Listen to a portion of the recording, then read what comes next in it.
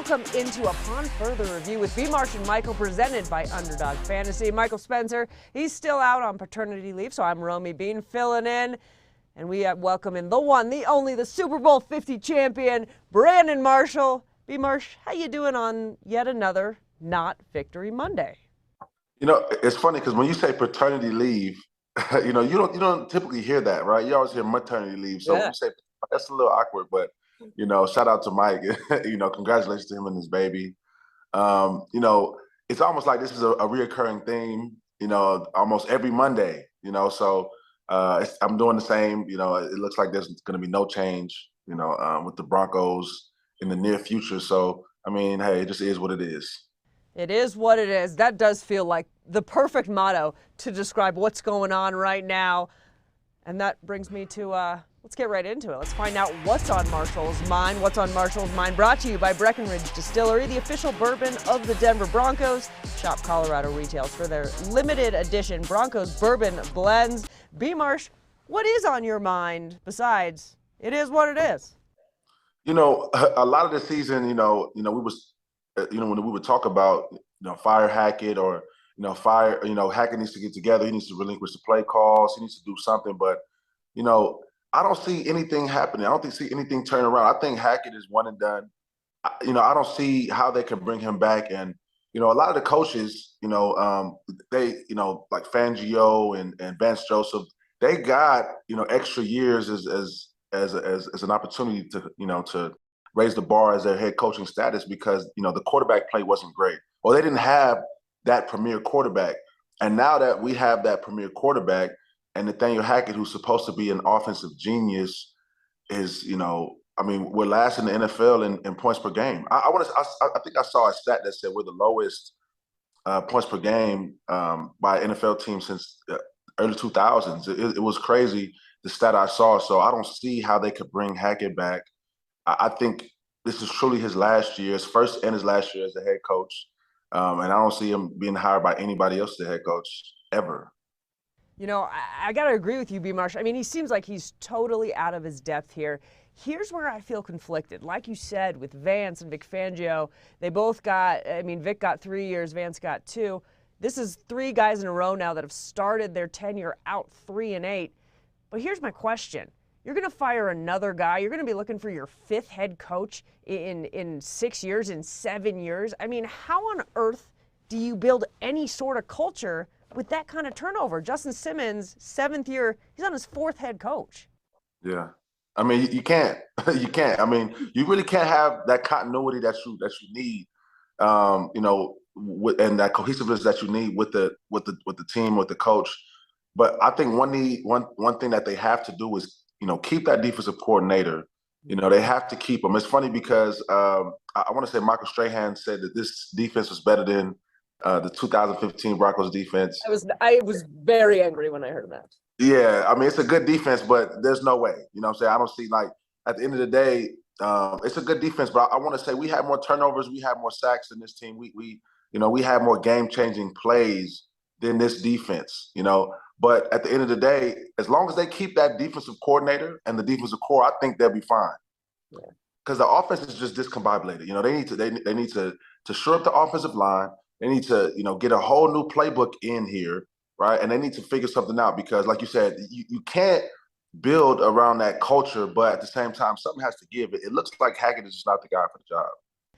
I'm glad you brought up what Strahan said, because he did. In the office, he said that, and I was like, that is the worst thing I've heard today. And that's not dogging on this year's defense, but that's like, come on, respect here. You guys were an historic defense.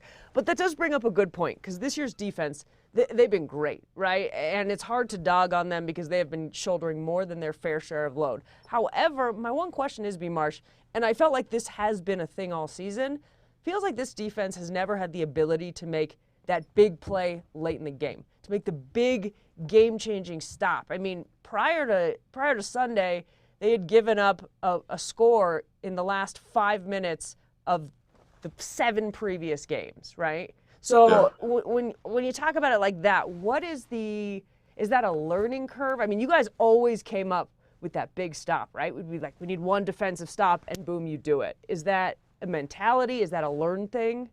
I think we were just clutch. I think we just had a clutch gene. I mean, if you look at this picture right here, Yeah. this is one of the one of the plays that uh, we made late in games. We were tied with the Chiefs. I ended up forcing a fumble. Bradley Roby, returns it for a touchdown. Bradley Roby punched, the ball out at the end of the Pittsburgh Steelers game in the playoffs. Darren Stewart, late game interception. I mean, it's so many plays that year, so many games that year that we did something late in game and we were able to win the ball game. We came up with that clutch stop, that clutch turnover. So I think that's what separates us because at the end of the day, I think we held teams on an average of 18 points per game, which is really good. This defense is lower than that. The Broncos defense is holding people to less than that. And I want to say it's less passing yards as well, but we had less rushing yards. And I think our turnovers was just a lot different. The way we played, we just knew we was going to make a play. I think we just had different guys. Now they have a great scheme. They play great team defense, but we had guys. You know what I'm saying? And they have a couple guys in Pat Surtain and Justin Simmons. Even Josie Drew is really playing really well this year. But at the same time, we had a whole defense full of guys. I'm glad you brought up Josie. I feel like Josie never gets enough props, but you brought up Pat Surtain. I want to talk to you about him because he's had, really for the first time in his career, two back-to-back tough weeks, right? I mean, he's just been lights out up until this point. For a young guy like that, is this now a turning point where you see how he rebounds? Is this an opportunity for a Justin Simmons to take him under his wing? I mean, where Pat Surtain is right now, what do you want to see from him the next couple weeks? I think it's crazy because I was actually talking to, my group chat about that. Yeah. I'm like, and I initially wrote like, Pat Surtain is in a slump right now. But then I had to retract that statement. Okay, let me retract that because the expectations for this kid are so high.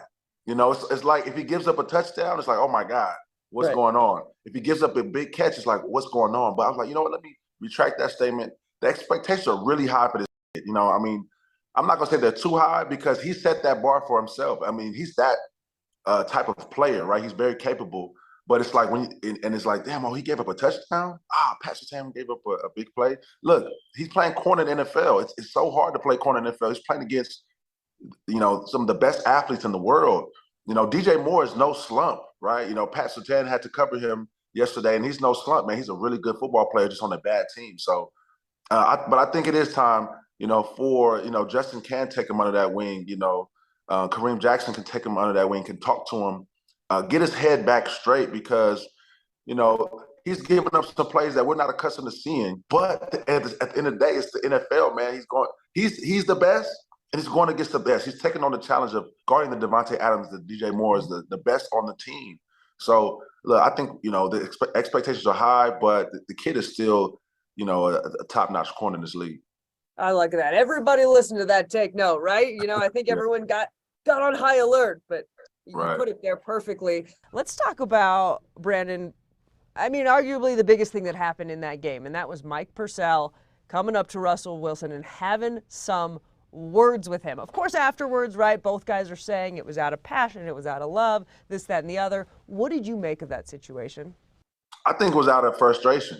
They could call it passion and love because we're brothers, we're a brotherhood, it's a team, but it's out of frustration. I mean, obviously, if you look at that clip, you see Mike walking to the sideline, kind of mind his business. I think somebody said something to him, and it looks like Russell says something to Mike, and then Mike just goes over there and is like, he's getting on him. I think he's getting on him. People are always out of love. I was telling him, let's go, let's get this going. I don't know, man. I've been around a lot of locker rooms. I've been on the sidelines. Players get at it. Players go at each other. Russ didn't seem like Russ's body language wasn't like. It didn't seem like, oh yeah, he just give me a rah-rah speech. Nah, I think Mike said some words, had some choice words for Russ because they're all frustrated with him and the whole team. So when you look at that, and I know the first thing that kind of came to my mind was 2016. Kind of reminded me of when that offense was really struggling. You guys were doing a lot what this defense is doing, just carrying way more of a weight than you should. So at that point, when this is starting to happen, right, realistically, I mean, are there fractures happening? Take us inside. What's really going on in the locker room from your perspective? Yeah, look, I mean, look, when you're losing like this and you're constantly losing and you have somebody who is, personality like Russ, right? I think he's made himself into a big personality, a big person in this league. He's almost, you know, in pop culture now, Yeah. because his wife is in pop culture. So, he is a different type of celebrity. He's actually a celebrity, right? So, with all the things surrounded with Russ and, and how, let's Broncos country, let's ride. And I'm going to keep saying it no matter what. And he's not performing. He's not living up to the all-world quarterback that we are accustomed to. And, people just get frustrated. They get tired of it. And I'm tired of hearing him. I'm tired of hearing what he has to say in his rah-rah speeches because you're not necessarily holding up your end of the bargain, right? So at the end of the day, don't say nothing to me. You know what I'm saying? Don't say nothing because this defense, we're holding up our end of the bargain. You in the offense are not. So, there's fractures like that in the locker room all the time and on teams all the time because at the end of the day, yes, we're teammates, but we're human as well. We're men, and we get frustrated. We get annoyed by things, and I'm sure the fans are annoyed with Russ. A lot of people are annoyed with Russ. To be honest with you, and it's just because of play. Look, we think he's a great person. We have nothing against him. It's just like what's going on. We gave up all this draft capital and all this money for you, and it's just not working. So it's just frustrations kind of set in, and that happens sometimes. My first thought, B. Marsh, was like, man, you would never see this happen with Peyton Manning, with Tom Brady, even with like a Josh Allen, right? This is not happening. So my first thought is, is there a lack of respect? What's going on? Because you just don't see that usually with that caliber of quarterback. So no one better to talk to about this than you. Like, what is happening there? Am I overthinking that? No, I don't think you're overthinking it because, like you said, with Peyton and Tom, first of all, they weren't, they weren't rah-rah guys. I don't think Tom is a rah-rah guy. Tom is a guy that if you're not doing your job, he'll get on you. Peyton is the same type of guy. Peyton is kind of laid back. He's going to let people do his thing. Russ is kind of like, it's the way he goes about things. And I've never played with Russ, but I kind of see it.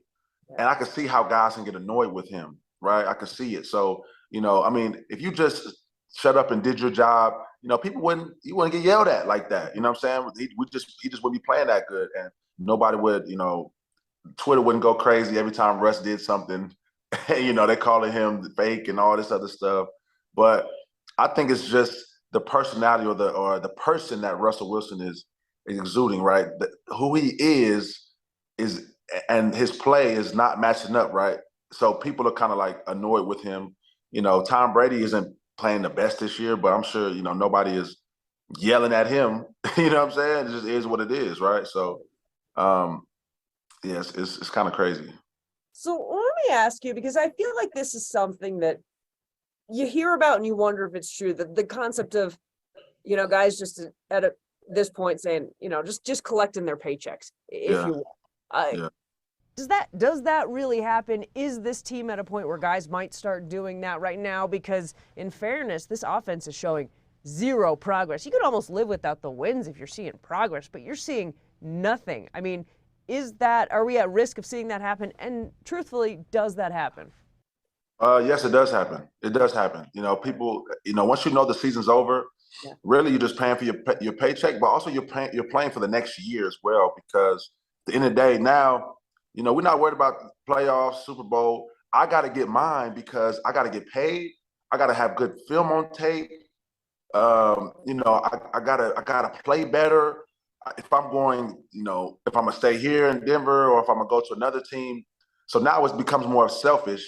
And so guys will still play within the realm of the defense and the offense and still, want to do well but now it's instead of being it for let's win a championship, it's like I'm doing it for my family, for myself. I'm trying to get paid. I gotta stay in this league. I can't just tank myself.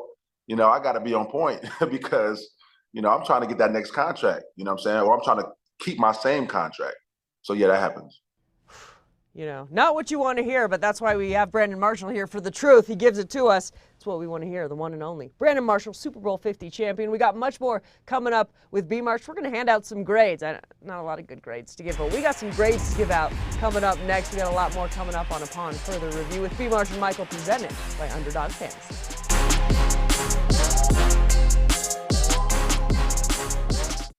Underdog Fantasy is the easiest place to play fantasy sports. It's also the fastest growing fantasy app in the industry.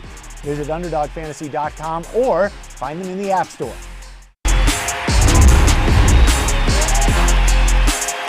Welcome back into Upon Further Review with B-Marsh and Michael, presented by Underdog Fantasy. I'm Romi, being here with the one and only Super Bowl 50 champion, Brandon Marshall, and it is time for B-Marsh to lay down the law and hand out some grades. It is time for some report cards. Report card brought to you by Colorado Lottery. Play CBS 4, pick the score for your chance to win $1,000 in scratch tickets. Enter at cbscolorado.com/contests. All right, B-Marsh, what kind of grades you got for this game? Well, I'm gonna give a grade to the Broncos' run defense, man, and I'm gonna have to give them a D. Honestly, the run defense hasn't been stellar all season. And going back to the comparison of, the 2015, defense to this defense, this defense is giving up over 300 yards a game. We only gave up around 280 yards a game. We gave up 99 yards rushing per game. This team is well above that. So that's the Achilles heel of this defense is the run defense, man. And it's not, it's not great. I mean, they gave up 5.4 yards per play against, to the Panthers yesterday, to Sam Darnold. Right. And I know some of that is because the offense can't sustain drives and, the defense, can get overwhelmed and get tired eventually. And that's what we may see a breakdown, to be honest with you. I mean, we may see a breakdown because they've been stellar no matter how the offense is doing all season. But, how sustainable is it? So I give the run defense a D. They got to shore that part up of the defense and to be able to be called great because you can't get ran on like that. Yeah, I can't agree with you more. I think a D is the perfect grade. I got a question, B-Marsh. It feels like Bradley Chubb was more valuable in the run game even than we thought. Feels like since he left, and I know they had to make that trade, but that pass rush has suffered. Looking at it now, was this the right move? We'll see. We'll see what they do with the draft picks, right? Was it the right move? I would say yes, because they weren't going to pay, Bradley all that money, and it's not like he was a guy that would, bring you 15 sacks a year. He wasn't a Von Miller, but he was stout in the run and he can put pressure on the quarterback, right? He was able to do both, which is why, the Dolphins decided, they coveted him. But, without him, it is looking a little lackluster in the pass rush, which is why they send the inside linebackers a lot. You see, I've seen Josie and Alex blitz and get sacks and do their thing because it's not like they could just rush forward and get there, So, Bradley Chubb is valuable. He's somebody you have to put attention on, and you have to either chip the tight end or a running back. So, it is valuable. You just couldn't pay him. So, we're going to suffer just a little bit. Yeah, I think you're right. All right. I'm going to give out a grade. I hate to kick a dog when he's down, but I'm going to give Nathaniel Hackett an F. And here's why. I'm trying to separate the guy from the coach. We all know Nathaniel Hackett's a great guy. The players love him as a person. He cares about the players. He cares about their well-being. All that stuff is great. But I want to go back to that Mike Purcell, Russell Wilson situation. When you go back and roll that tape, looks like Nathaniel Hackett says to Mike Purcell what happened. Purcell then kind of shakes his head. He's going his own way. As you said, B-Marsh, he then makes a beeline over to Russell Wilson because we're assuming Russ said something. But clearly, Hackett was involved in that situation. And then for him to just kind of stand there and let the two, have words, okay, let me get your perspective. Because on the one hand, I agree, let the men handle their business.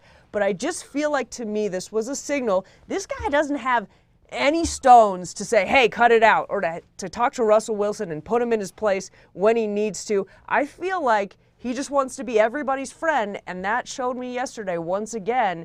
I just don't think he's got what it takes to have to be the adult in the room when he needs to. Am I overlooking that? Should have this just been let the two hash it out? I see both sides of the coin. Honestly, I think he just has so much going on in his mind. I think he's so overwhelmed, that in that exchange, he was probably thinking about, okay, what's next? You know what I'm saying? Or what kind of formation or play call should we run? And, yada, yada, even though Clint has the play calling duties, but I understand that, a lot of times you definitely have to let the players hash it out though. Sometimes you gotta let them, bark at each other for a little bit, as long as it doesn't get physical, so I'm kind of partial to let them hash it out. Maybe Russ needs to get a fire lit under him because Hackett's not doing it. It seems like Hackett's not lighting the fire. So, hey, if somebody else is going to do it, I'm good with that. But I don't think Hackett was thinking that deep. I just think he was, he had a lot going on in his mind. He probably didn't. He was probably figuring out, what was going on next for him. So that's true. There's probably, I don't know, there's a lot of yelling going on. There's a lot going on the sideline. I get that. But it's what you said. I don't think he's lighting the fire. That's why I'm giving the F, even if it wasn't in that situation, No way he's lighting the fire. Right. And it's because he knows, look, I'm going to go before Russ goes. You know what I'm saying? Yeah. But also, actually, in that case, if I'm going to go before Russ goes, maybe I should light the fire at some point because, look, I just got this job, right? I moved my family to Denver, Colorado. I'm trying to stay here. Something's gotta happen. I gotta yell at somebody at some point. Right. This is a business. So get mad. We want to see him get mad. Yeah. 100%. All right. Well, I wish we had better grades to give out, but you know what? Yeah. Right. As B-Mar said at the beginning of the show, folks, it is what it is. You know what? A lot better stuff, though, happened around the league. So we're going to take a quick break, and up next, we're going to zoom around the league, see what B-Marsh liked best from what he saw on the rest of this NFL Sunday. We got more upon further review with B-Marsh and Michael, presented by Underdog Fantasy, coming right up.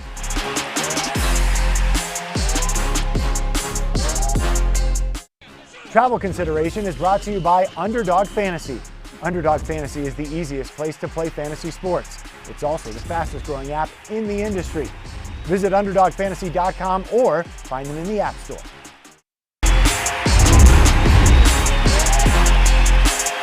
Welcome back into Upon Further Review with B-Marsh and Michael, presented by Underdog Fantasy. It's time right now to zoom around the league. Zoom Around the League brought to you by ZoomCare. Visit ZoomCare.com to learn more about their Beyond Better urgent and primary health care clinics in Denver and Boulder.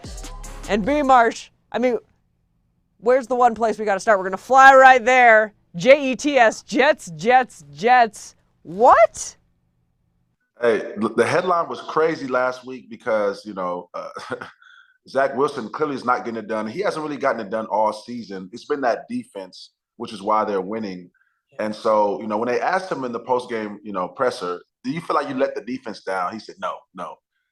The lack of accountability in that, I think that was very eye-opening for the coaches as well as his play, right? So he's playing bad and he's not accountable. We gotta start somebody else. So Mike White came in, threw for 300 yards, 3 bills on the Bears, man. I want to say he had 3 touchdowns.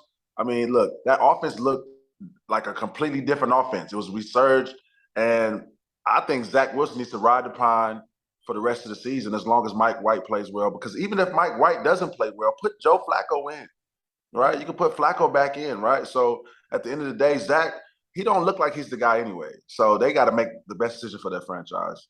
That was unbelievable. Oh my gosh, what are we watching? But you talked about when he said they just ask, are you letting the defense down? He's kind of smugly says no.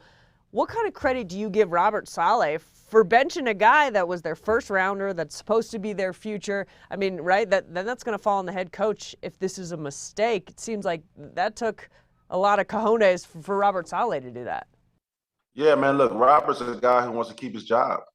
He wants to keep his job, and he's not gonna, lose his job because of some young, kid whose ego is too big and can't take accountability for, his play. At the end of the day, so Robert's like, oh, look, I'm not gonna put my job in your hands. All right, I know somebody who is probably better than you, even though they didn't get drafted just as high as you, and doesn't make as much money, but he's better for our team. So he does have some cojones, right? So I'm gonna bench him. And I'm going to start somebody else. But at the end of the day, I guess how much worse could it have gotten? Because Zach, was throwing for 100 yards a game, 90-something yards a game, 100-something. It was terrible.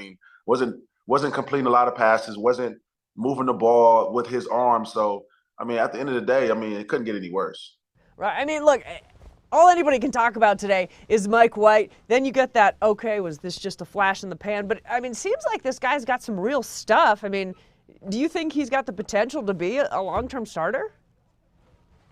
I think he does, because even last year when he stepped in a little bit, he looked pretty decent, right? I think he got a little juice on him, right? Yeah. I think he just needs to, continue to develop, continue to get some, some experience. He seems like he meshes well with the receivers, with Elijah Moore a lot better, because Elijah, early in the season was not happy. Yeah. He was not happy but him and Zach, they're not on the same page, right? So it's not really something that, Elijah was. I think he requested a trade. I think they sat him out one game because of that. Or his comments, but Mike White looked like he had chemistry with Garrett Wilson, Elijah Moore. I mean, look, no matter who he threw the ball to, it looked like it was on the money. So I think Mike, I think he got something there, man. I think he got something. I think he just got to, they got to continue to cultivate him. I love it. I think the Jets got even a few more fans yesterday. That was just so fun to see. You love it. Yeah. Somewhere else we got to go. Hard to give this team props, B. Marsh, but I think I got to do it. Have the Raiders figured it out? I mean, look, they got 2 back-to-back, overtime wins, right? Seattle has a really good defense. Yeah. Seattle played good. I want to say one of the first plays of the game was an interception, right? So, but for Josh Jacobs to get in there and run and have 300 total yards, that's crazy. And they didn't pick up his 5th-year option, so they're gonna have to pay that man. Right. Even more. They have to guarantee him some money because, look, he has 1,000 yards in the season. I mean, he's basically carrying that. Him and Devontae are carrying that offense, right? But Josh is, look, he rushed it 33 times. He is your bell cow back. He can catch it and he can run it. When I was in Oakland for that training camp, I was there, man. His rookie season, I watched him. Even in OTAs, we didn't even have pads on Romi, and I was like, this kid is special, and he's really good. Damn. When you think about that, right, we don't sign your 5th-year option. I think it was the Raiders GM I saw on some sort of an interview yesterday saying, yeah, I know this is so great. He took that personally and he's taken it upon himself to blah, blah, blah. If you're Josh Jacobs, are you sticking around? Is this where the money goes? I mean, are you a little pissed that they didn't give you the 5th-year option? Yeah, you're pissed. 100% you're pissed, man. And, Josh – he's had a lot of success. This is his 3rd 1,000-yard rushing season out of 4 in for the Raiders. So I think he should stick around as long as the money is similar to what he'll get somewhere else, right? If the guarantee is just drastically different, then he has to leave, right? He has to go take the money. But if it's similar, I mean, he seems like he's found some success and some continuity with that offensive line and with the Raiders. So, I think he should stay. I love it. If the money's good. What?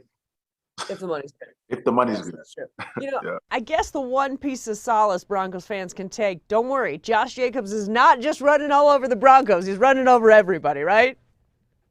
100%. Everybody. I guess so. All right, I love it. That was Zoom Around the League. It's time now to look ahead at some upcoming games this week. We got our Underdog Fantasy. Underdog Fantasy, it's the easiest place to play fantasy sports. It's also the fastest growing fantasy app in the industry. B. Marsh, I'm the queen of beginner's luck. This happens every time. I come out to a hot running start, and I got to say, last week, or it was 2 weeks ago, I had a good day. You did. It won't last long if I'm patting myself on the shoulder. What was the score? Because I'm pretty sure I got beat pretty bad. It was 60-27.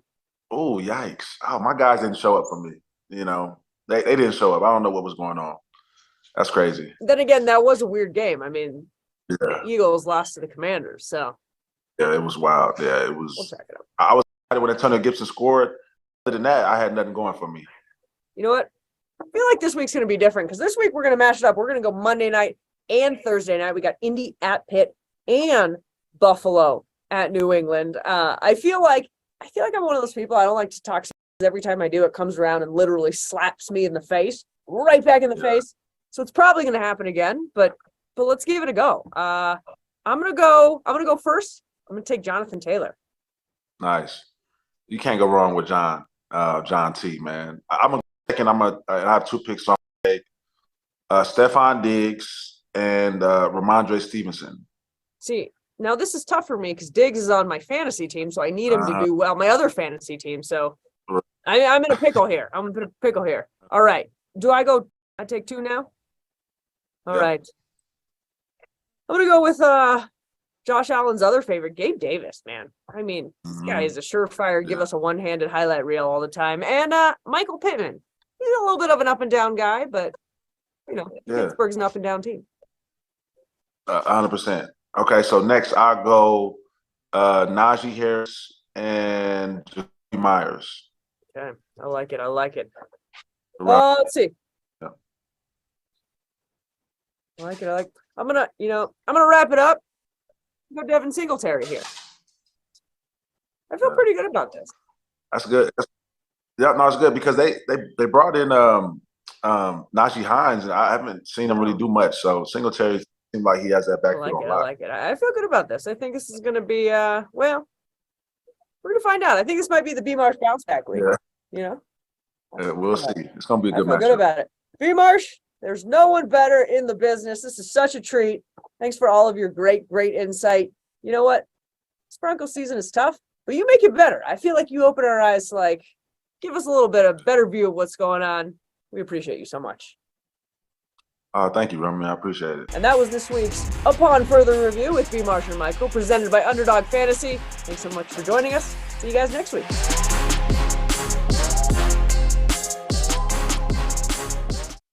Underdog Fantasy is the easiest place to play fantasy sports. It's also the fastest growing fantasy app in the industry.